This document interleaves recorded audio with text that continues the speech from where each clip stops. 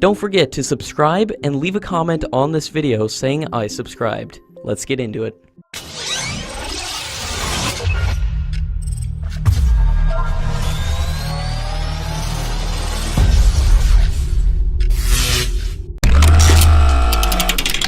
The Indian Navy's Project P-75I, to construct 6 next-generation submarines for $10 billion, is finally moving ahead after the offers from countries like France, Russia, Sweden and Germany.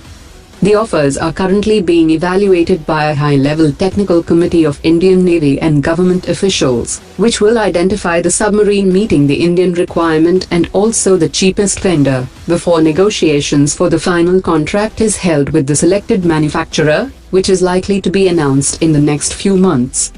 Russia's Rubin Design Bureau have offered their services towards India's ambitious project, and have offered Project 1650 class submarine with their independent propulsion and next-generation sonar systems. According to Russia's Rubin Design Bureau, the Project 1650 class submarine will come equipped with 12 supersonic BrahMos in vertical launch system configuration, and the next-generation BrahMos can also be adapted.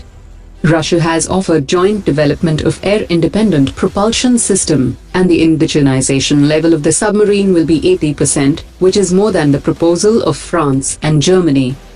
France's Naval Group have offered all non-nuclear design and developmental assistance to develop next-generation submarine for the Indian Navy. Germany's ThyssenKrupp Systems is interested to build its Type 214 submarines for the Indian Navy. Due to improvements in the materials used in pressure hull, the Type 214 submarine can dive nearly 400 meters, and it can also carry fuel for 84 days of operation.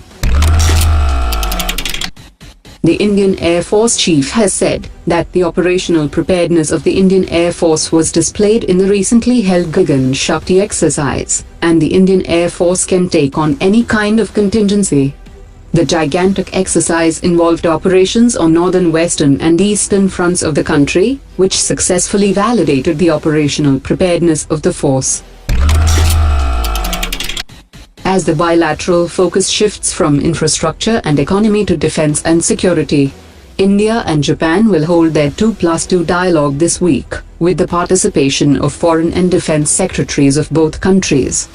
The armies of India and Japan will also hold the first round of joint exercises in November, before the visit of Prime Minister Modi to Tokyo. However, there has been virtually no progress in the area of defense trade, as neither side appears to have focused on this aspect of defense relationship.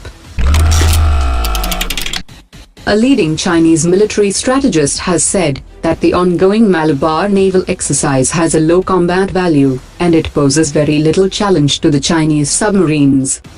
One of the main area of focus of this year's Malabar exercise is anti-submarine training, which the navies of US, India and Japan are holding jointly. The Chinese military strategist also said that the target of the exercise is Chinese submarines, and the exercise is intended to limit China's underwater activities. 10 days before his arrival in India, the Indian government has sought a clarification from the President of Seychelles on his recent statement that the development of a military base on Assumption Island will not move forward. The President of Seychelles had announced publicly that he would not place the agreement before the Seychelles National Assembly, since he didn't have a majority in the parliament.